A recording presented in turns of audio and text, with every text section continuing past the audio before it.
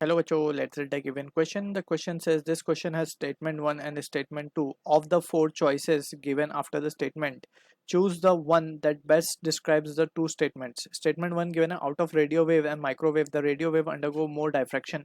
Statement 2 given radio waves have greater frequency compared to microwave. Option A given है statement 1 is true, statement 2 is false. Option B given है statement 1 is true, statement 2 is true, and statement 2 is the correct explanation of statement 1. Option C given is statement 1 is true, statement 1 is true, statement 2 is true, but statement 2 is not the correct explanation of statement 1. Option D given है statement 1 is false, statement 2 is true. So इस question में जो की concept हम use करेंगे, that key concept is of electromagnetic wave spectrum या फिर electromagnetic spectrum भी हम इसे कह सकते हैं. सो जब हम स्पेक्ट्रम की बात करते हैं तो ये spectrum we need to keep in mind. तो इस स्पेक्ट्रम में सबसे पहले वी हैव रेडियो वेव्स. पहले हम इसको लिस्ट डाउन कर देते हैं. देन कम्स माइक्रोवेव्स,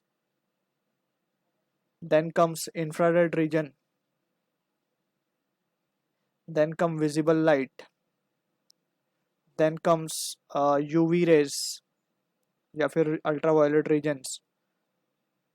इसके बाद आता है हमारे पास X-ray, then gamma rays. So इस तरीके से ये spectrum we need to be clear with. अब यहाँ पे वी कैन से कि as we go from radio wave towards gamma rays, so lambda की वैल्यू कम होती जाएगी, एंड अगर लैम्डा की वैल्यू कम होगी तो फ्रीक्वेंसी की वैल्यू बढ़ती जाएगी. तो यहाँ पे हमें एक चीज़ समझ में आ रही है कि as we move towards right side, यानी कि गामा रेज की तरफ जाएंगे तो लैम्डा कम होता जाएगा, वेवलेंथ कम होता जाएगा. यानी कि सबसे ज़्यादा लैम्डा किसका है? रेडियो वेव का है. वेवलेंथ सबसे ज़्यादा रेडियो वेव की होगी. ठीक है. फिर फ्रीक्वेंसी सबसे कम रेडियो वेव की होगी और सबसे ज़्यादा लैम्डा भी रेडियो वेव का होगा. सो इस तरीके से we can keep the result in mind.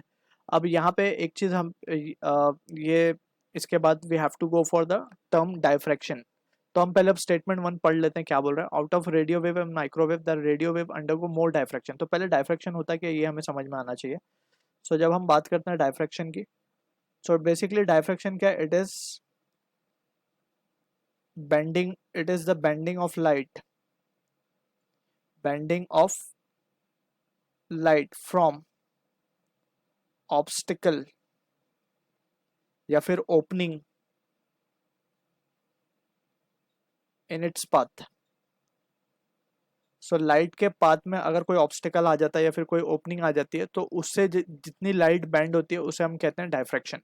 सो यहाँ पे हमने स्पेसिफिकली लाइट को लिखा है, but it can be anything. like it can be radio wave, diffraction of radio wave, it can be microwave, it can be infrared. Electromagnetic wave के spectrum में से ये कोई भी चीज़ हो सकती है. ठीक है. ठीक है. डायफ्रैक्शन की एक बहुत ही इंपॉर्टेंट कंडीशन है. डायफ्रैक्शन कब होगा? इट हैपेंस व्हेन, ये बहुत इंपॉर्टेंट कंडीशन है, वेवलेंथ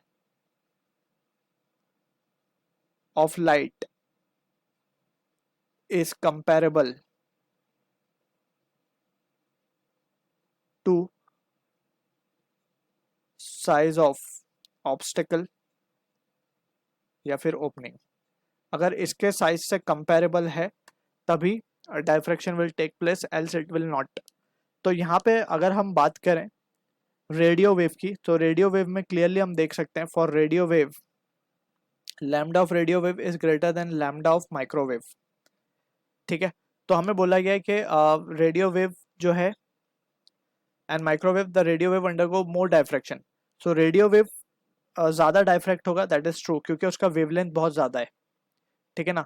और अब यहाँ पे we have to be careful कि हम कौन से इलेक्ट्रोमैग्नेटिक स्पेक्ट्रम की बात कर रहे हैं, रेडियो वेव की बात कर रहे हैं. सो रेडियो वेव का वेवलेंथ बहुत ज़्यादा है, and in that situation we can say कि जो साइज है हमारे लाइट, अगर हम रेडियो वेव्स की बात करें, सो कहाँ कहाँ से डिफ्रैक्ट हो सकता है radio wave. Radio wave basically use करता है sky wave propagation, and in that we have buildings, towers as obstacles, we can see them etcetera. तो ये सब जो है ये काफ़ी बड़े हैं साइज में, जो कि कंपेरेबल है with the wavelength of radio wave of some centimetres, right. So we can say कि यहाँ पे डायफ्रैक्शन फिनोमिना अकर होगा. Compare to microwave, radio wave का वेवलेंथ कंपेरेबल है to the wavelength of this building, towers और जो भी चीज़ें अवेलेबल है जिनसे वो डाइफ्रैक्ट कर सकता है, ठीक है ना, वो उनके वेवलेंथ उनके ऑर्डर का ही है। सो इसीलिए वी कैन से कि रेडियो वेव ज़्यादा डाइफ्रैक्ट होगा कंपेयर टू माइक्रोवेव, क्योंकि माइक्रोवेव का वेवलेंथ कम है, ठीक है। सो ये हमारा परफेक्टली ट्रू है। अब स्टेटमेंट 2 को हम देखें तो इसको इसी से आंसर कर सकते हैं जो हमने स्पेक्ट्रम बनाया। Radio wave have greater frequency compare to microwave, so microwave की फ्रीक्वेंसी ज़्यादा है। frequency of microwave is greater than frequency of radio wave, so this is false। so हमारा ऑप्शन 1 जो है करेक्ट होगा। Statement 1 is true, statement 2 is false। so I hope you understood the solution। all the best।